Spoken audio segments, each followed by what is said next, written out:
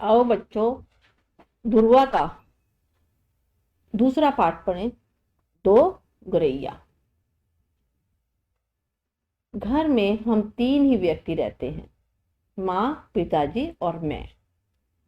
पर पिताजी कहते हैं यह घर सराय बना हुआ है। सराय मतलब धर्मशाला। हम तो जैसे यहाँ मेहमान हैं। घर के मालिक तो कोई दूसरे ही हैं। आंगन में आम का पेड़ है, तरह तरह के पक्षी उन पर डेरा डाले रहते हैं।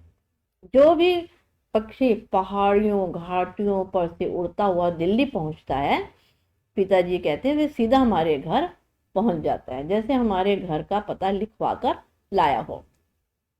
यहाँ कभी तोते पहुंच जाते हैं, तो कभी कौवे और कभी तरह तरह के गौरैया। वह शोर मचता है कि कानों के पर्दे फट जाएं, पर लोग कहते हैं कि पक्षी गा रहे हैं। घर के अंदर भी यही हाल। बीसियों तो चूहे बसते हैं। रात भर एक कमरे से दूसरे कमरे में भागते फिरते हैं। वह धमा चौकड़ी मचती है।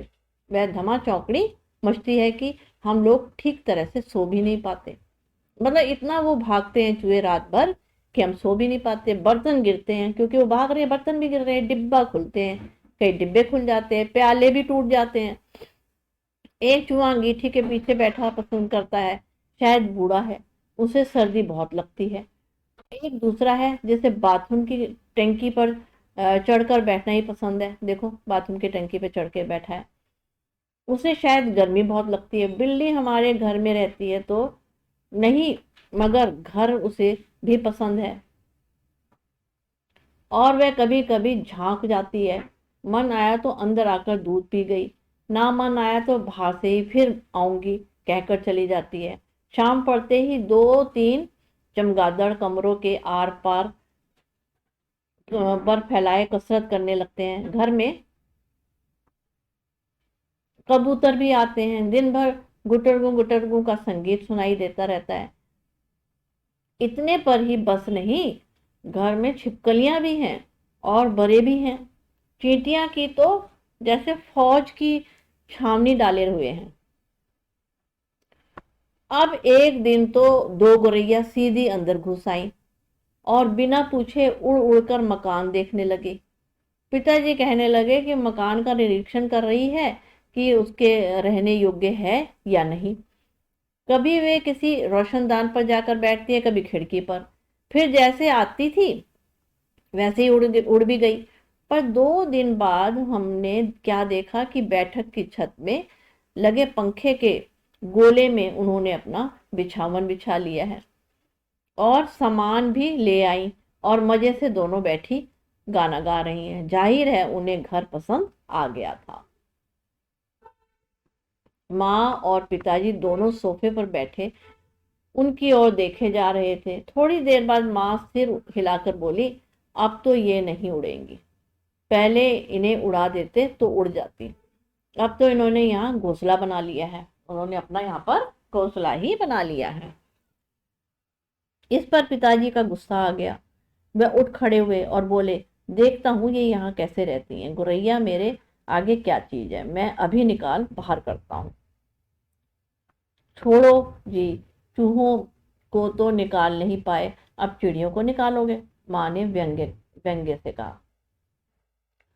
माँ कोई बात व्यंग में कहे तो पिता उबल पड़ते हैं और समझते हैं कि माँ उसका मजाक उड़ा रही है। वह फौरन उठ खड़े हुए और पंखे के नीचे जाकर जोर से ताली बजाई। देखो, उन्होंने ताली बजाई।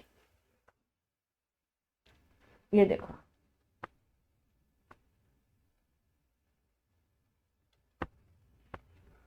और मुंह से शू शू कहा। बाहें झुलाई, फिर खड़े खड़े कूदने भी लगे। कभी बाहें झुलाते, कभी शू करते। गौरैया ने घोंसले में से सिर निकालकर नीचे की ओर झांक कर देखा और दोनों एक साथ ची ची करने लगी और माँ खिलखिलाकर हंसने लगी। पिताजी को गुस्सा आ गया। इसमें हंसी की क्या बात है? माँ को ऐसे मौके पर हमेशा मजाक ही सूझता है। हंसकर बोली, चिड़िया एक दूसरे से पूछ रही है कि ये आदमी कौन है। और नाच क्यों रहा है?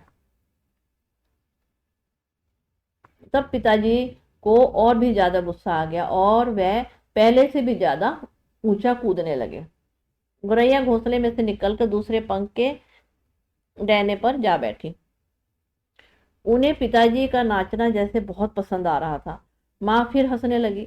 ये निकलेगी नहीं जी। अब इन्होंने अंडे दे दिए होंगे। निकलेगी कैसे नहीं, पिताजी बोले और बाहर से लाठी उठा लाए। इसी बीच गुरैया फिर घोंसले में जा बैठी। उन्होंने लाठी ऊंची उठाकर पंखे के गोले को ठकोरा। ची ची करती गुरैया उड़कर पर्दे के डंडे पर जा बैठी। इतनी तकलीफ करने की क्या जरूरत थी, पंखा चला देते तो ये उड़ जाती, माँ ने हंसकर कहा। पिताजी लाठी उठाए पर्दे के डंडे की ओर लपके। एक गुरैया उड़कर किचन के दरवाजे पर जा बैठी, दूसरी सीढ़ियों वाले दरवाजे पर। माँ फिर हंस दी। तुमने तो बड़े समझदार हो जी, सभी दरवाजे खुले हैं और तुम गुरैया को बाहर निकाल रहे हो। एक दरवाजा खुला छोड़ो, बाकी दरवाजे बंद कर दो, तभी तो निकलेंगी। अब पिताजी ने मुझे झिड़क कर कहा, तू खड़ा क्या देख रहा है, जा दोनों दरवाजे बंद कर दे। मैंने भागकर दोनों दरवाजे बंद कर दिए, केवल किचन वाला खुला छोड़ रखा था। पिताजी ने फिर लाठी उठाई और गुरैया पर हमला बोल दिया। एक बार तो झूलती लाठी माँ के सिर पर लगते लगते बची। ची ची करती चिड़िया कभी एक जगह से दूसरी जगह जा रही बैठी। आखिर दोनों किचन की ओर खुलने वाले दरवाजे में से बाहर निकल गई।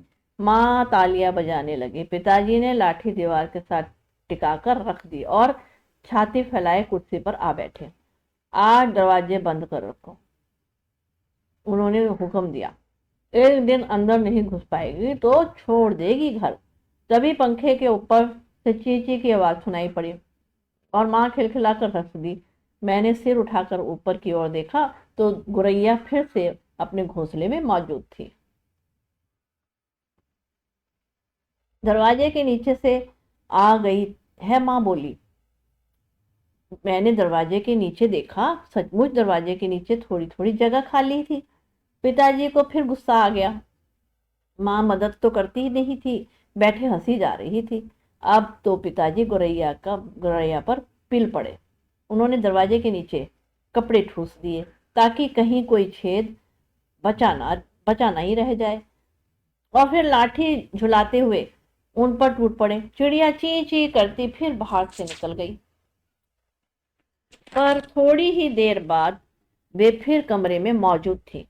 अब की बार वे रोशनदान में से आ गई, जिसका एक शीशा टूटा हुआ था। देखो जी, चिड़ियों को मत निकालो, माँ ने अपनी अब की बार गंभीरता से कहा। अब तो इन्होंने अंडे भी दे दिए होंगे, अब ये यहाँ से नहीं जाएंगी। क्या मतलब, मैं कालीन बर्बाद करवा लूं? पिताजी बोले और कुर्सी पर चढ़कर रोशनदान में कपड़ा ठूस दिया और लाठी झुलाकर फिर से चिड़ियों को खदेड़ दिया।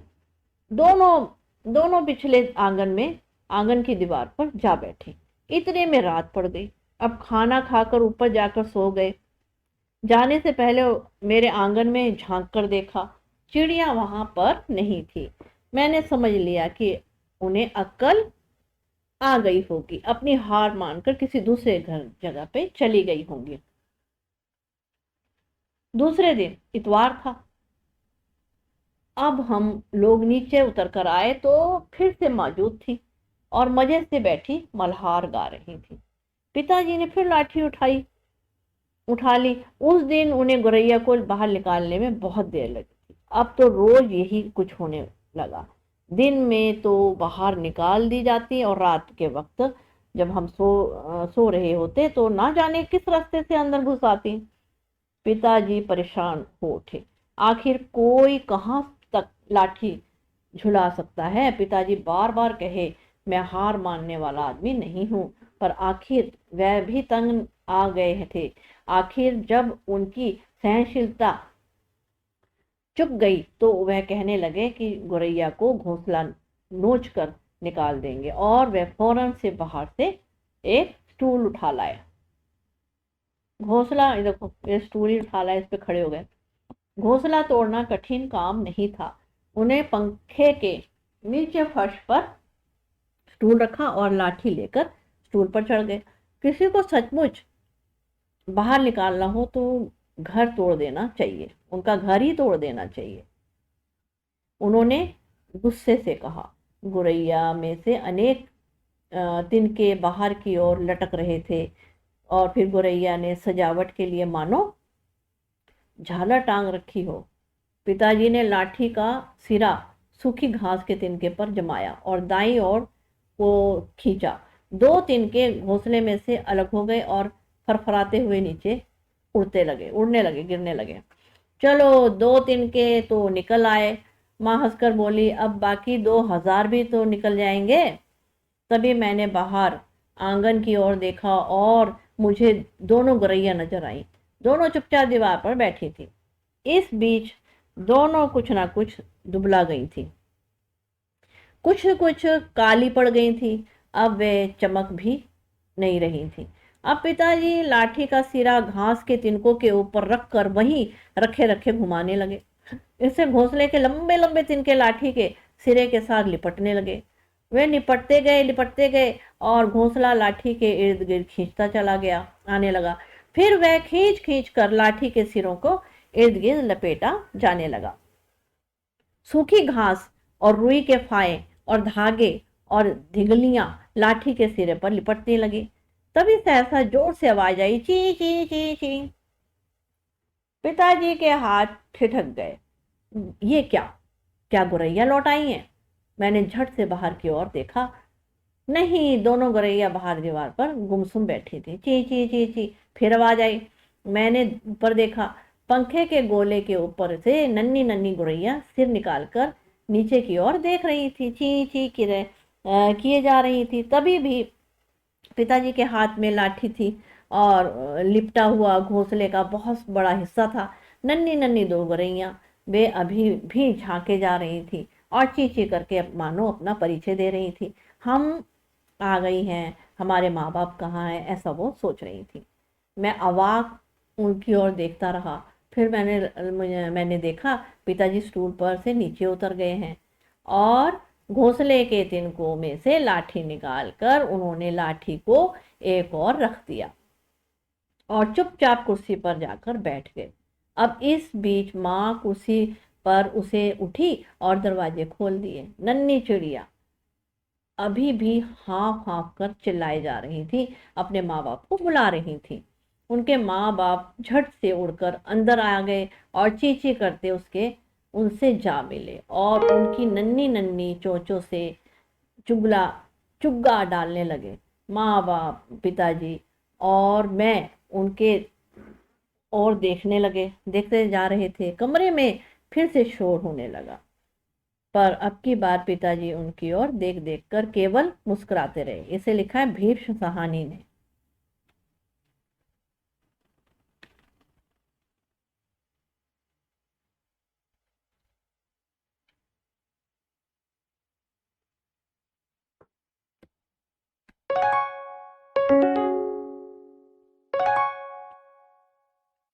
आओ प्रश्न उत्तर की तरफ चलें।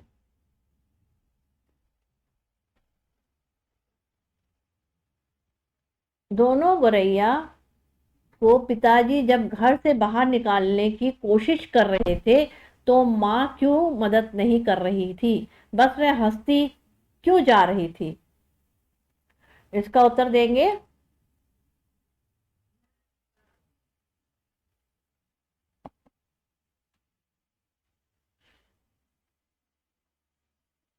माँ पिताजी का मजाक उड़ा रही थी क्योंकि पिताजी कभी ताली बजाकर, कभी बाहें झुलाकर, कभी शां शूं करके गौरैया को उड़ा रहे थे। गौरैया घोंसले से सिर निकाल कर झांकती, ची ची करती, फिर घोंसले में चली जाती।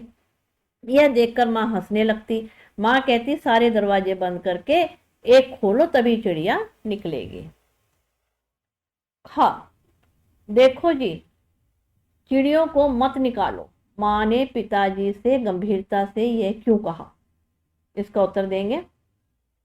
देखो जी, चिड़िया को मत निकालो। माँ ने ऐसा इसलिए कहा क्योंकि उन्हें ऐसा लगता था कि चिड़ियों ने अब तक अंडे भी दे दिए होंगे। वे उन्हें सेकना चाहती होगी। किसी भी प्राणी को परेशान करना तथा उसका घर उजाड़ना गलत होता है, ये माँ जानती थी। इसका उत्तर इस तरीके से लिखेंगे बच्चों। गा देखते हैं।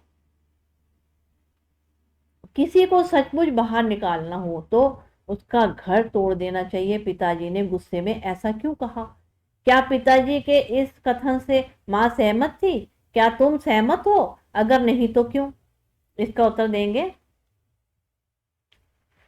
चिड़िया के बार बार आने व तिनके बिखेरने से पिताजी परेशान थे, इसीलिए तंग आकर उन्होंने ऐसा कहा। परंतु माँ को यह बात अच्छी नहीं लगी, क्योंकि किसी को निकालने के लिए उसका घर तोड़ देना ठीक नहीं। उनसे इनके अंडे या बच्चे भी होंगे जो मर जाएंगे। पिताजी की बात से हम भी सहमत नहीं है, हम माँ की बात से सहमत हैं। ऐसा इसका उत्तर लिखेंगे बच्चों। अब इसका घ का देखते हैं प्रश्न क्या है। कमरे में फिर से शोर होने पर पिताजी अब की बार गोरैया की तरफ देखकर मुस्कुराते क्यों रहे? इसका उत्तर देंगे। जब पिताजी घोंसला तोड़ रहे थे तो उसमें से ची ची की आवाज आई। अंडों में से बच्चे निकल आए थे। तभी पिताजी ने घोंसला वापस रख दिया, क्योंकि उनको बच्चों पर दया आ गई। जब चिड़िया दाने लाकर अपने बच्चों को खिला रही है, यह देखकर पिताजी मुस्कुरा रहे थे, क्योंकि अब उन्हें पता चल गया था कि बच्चे होने के बाद थोड़े दिन में वे बच्चों को लेकर अपने साथ उड़ जाएगी। अलग अलग पक्षी अलग अलग तरह के घोंसले बनाते हैं। तुम कुछ पक्षियों के घोंसले के चित्र इकट्ठे करके अपनी कॉपी पर चिपकाकर शिक्षक को दिखाओ। तो बच्चों, ये अभ्यास आपको अपने आप ही करना है।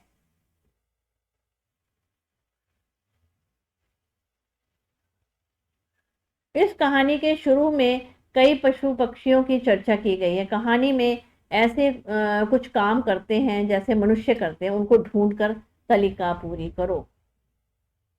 देखो, हमें तालिका पूरी करनी है। जैसे यहाँ पे है ना, का पक्षी, ठीक है, घर का पता लिखवा कर लाए हैं। अब ये बूढ़ा चूहा,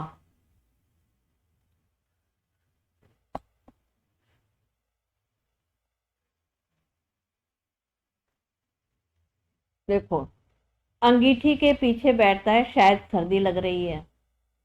बिल्ली, गाय है ना बिल्ली, देखो यहाँ पे, इसको लिखेंगे फिर आऊंगी कहकर चली जाती है। चमगादड़, पंख फौज की छावनी डाले हुए है। चींटियां, इनकी फौज की छावनी डाले हुए है। ये इसका उत्तर देंगे। नीचे दिए गए वाक्यों को पढ़ो। जब हम लोग नीचे उतर कर आए तब वे फिर से मौजूद थीं और मजे से बैठी मल्हार गा रही थी। का, अब तुम पता करो कि मल्हार क्या होता है। इस काम में तुम बड़ों की भी सहायता ले सकते हो। मल्हार एक प्रकार का गीत है जो सावन अथवा वर्षा ऋतु में गाया जाता है। बताओ कि क्या सचमुच चिड़िया मल्हार गा सकती हैं? नहीं, चिड़िया मल्हार नहीं गा सकती। इसका उत्तर देंगे। गा, बताओ कि कहानी में चिड़ियों द्वारा मल्हार गाने की बात क्यों कही गई है? इसका उत्तर देंगे। चिड़िया ची ची चौ चौ करके शोर मचाती रहती हैं, इसीलिए व्यंग्य में कह दिया कि वो मल्हार गा रही हैं। पूरी कहानी में गोरैया कहां कहां से घर के अंदर घुसी थी, सूची बनाओ। गोरैया कभी दरवाजे से, कभी दरवाजे के नीचे की खाली जगह से, कभी रोशनदान के टूटे शीशे से अंदर घुसती थी। अगला प्रश्न, अब अपने घर के बारे में सोचो। तुम्हारे घर में यदि गोरैया आना चाहे तो वो कहां कहां से अंदर घुस सकती है? इसे अपने शिक्षक को बताओ। मतलब ये क्वेश्चन जो है, इसका आंसर क्या देंगे? हमारे घर में गोरैया अगर आना चाहे तो दरवाजे से, खिड़की से अंदर आ जाएंगी। अगला प्रश्न, माँ खिलखिलाकर हंस दी। इस वाक्य में खिलखिलाकर शब्द की बात की गई है कि माँ कैसे हंसी थी। इसी प्रकार नीचे दे रेखांकित शब्दों को ध्यान दो और इन शब्दों को एक एक वाक्य भी बनाओ।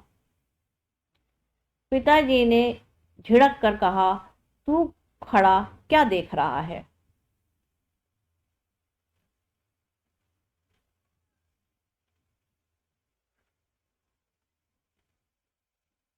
इसका है, गरीब बच्चे ने बड़ी दयनीय अवस्था में से पैसे मांगा, पर उसे बड़ी बेहदर्दी से झिड़क कर उसे दूर कर दिया। ये वाक्य बनाया झिड़क कर। अब देखो ख, आज दरवाजे बंद रखो, उन्होंने हुक्म दिया। इसको कैसे लिखेंगे, वाक्य कैसे बनाएंगे? राजा ने अपराधी को फांसी की सजा का हुक्म दिया। अब गा क्या है? देखो जी चिड़ियों को मत निकालो, माँ ने अपनी बार बार गंभीरता से कहा। पिताजी ने बड़ी गंभीरता से अपने बेटे को समझाया। अब खा देखते हैं क्या कहता है। किसी को सचमुच बाहर निकालना हो तो उसको घर तोड़ देना चाहिए, उन्होंने गुस्से से कहा। तुम इनसे मिलते जुलते कुछ और शब्द सोचो और बच्चों वो मुझे कमेंट बॉक्स में लिख के दो।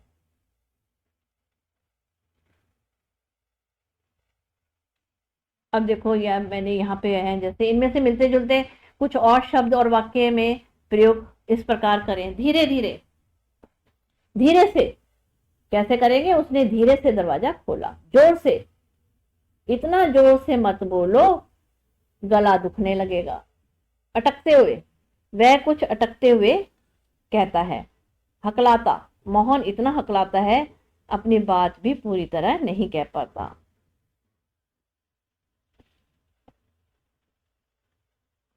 पिताजी बोले, क्या मतलब?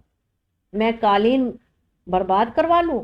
ऊपर दिए गए वाक्यों को ध्यान दो और बताओ पिताजी ने यह बात किससे कही, उन्होंने यह बात क्यों कही, गुरैया के आने से कालीन कैसे बर्बाद होगा? तो इसका उत्तर देंगे, पिताजी ने यह बात माँ से कही। किससे कही थी? माँ से।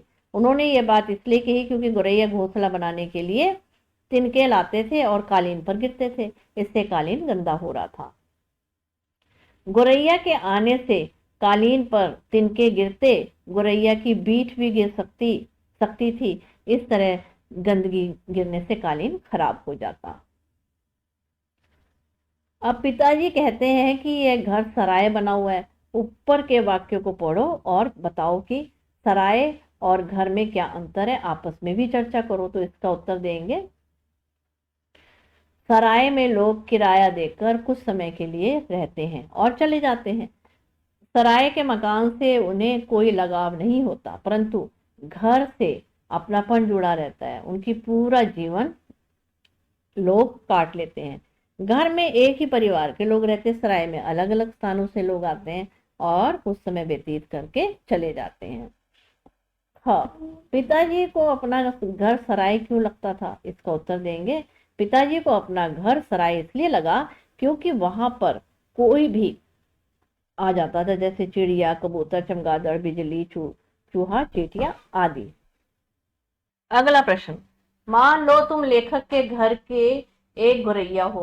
अब अपने साथी गुरैया को बताओ कि तुम्हारे साथ इस घर में क्या क्या हुआ। आंसर देंगे इसका, जब मैंने घोंसला बनाना शुरू किया तो किसी ने देखा नहीं। जब घोंसला बन गया तो तोड़ने लगे। थोड़े दिन शांत रहे, फिर हमें भगाने की कोशिश करने लगे। सभी दरवाजे खिड़कियां बंद कर दी, आने जाने का रास्ता भी बंद कर दिया। मेरे घोंसले में अंडे थे, उनकी हालत देखकर बहुत दुख हुआ। फिर एक दिन घोंसला तोड़ने लगे। तब तक बच्चे उड़ना सीख चुके थे, वे उड़ गए। अगला प्रश्न, तुम्हें इस कहानी में कौन सबसे अधिक पसंद आया? तुम्हें उनकी कौन सी बात सबसे अधिक अच्छी लगी? माँ, पिताजी, लेखक, गोरैया, चूहे, बिल्ली, कबूतर, कोई अन्य, कुछ और?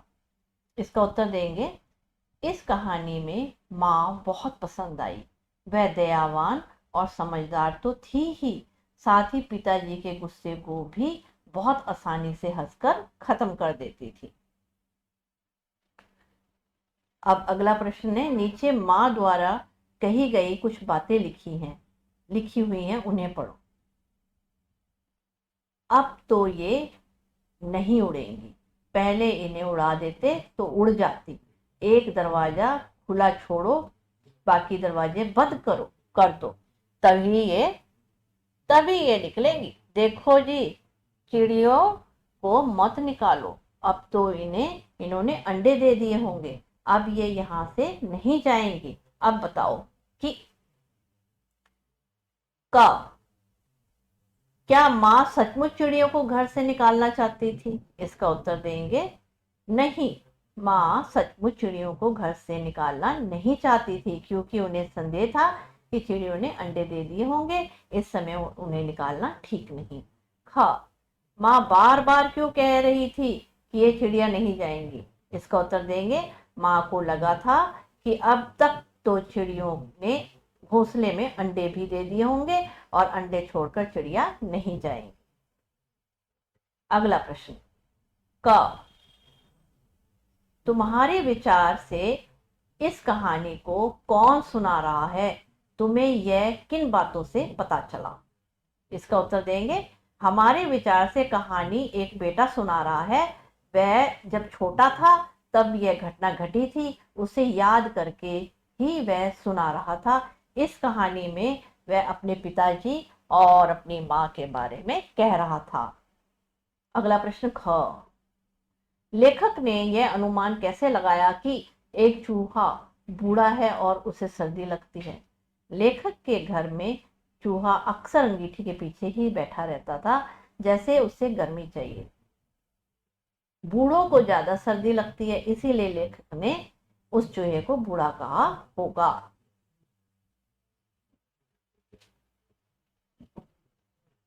चुक चूक का, अब उनकी सहनशीलता चुक गई। खा, उनका निशाना चूक गया। ये दे दिया इसका। अब देखो, अब तुम इन शब्दों को समझो और इनके वाक्य बनाओ। सुख सूख, धूल धूल, सुना सुना। तो पहले हम लिखेंगे सुख सूख, इसका आंसर लिखेंगे। अब उनके सुख के दिन आए हैं, क्या इस सुख का वाक्य बनाया, और सूख का क्या बनाया? उनका पूरा खेत सूख गया, खाने के भी लाले पड़ गए। अब देखो, धूल और धूल, धूल का बनाएंगे पहले। इस कपड़े पर चढ़ा मैल धुल गया, जो मैल होता है ना धोने से, धुल गया। अब धूल, आज तो बहुत धूल उड़ रही है। अब अगर सुना और सुना का बनाएंगे, मैंने आज बड़ी अच्छी कहानी सुनी।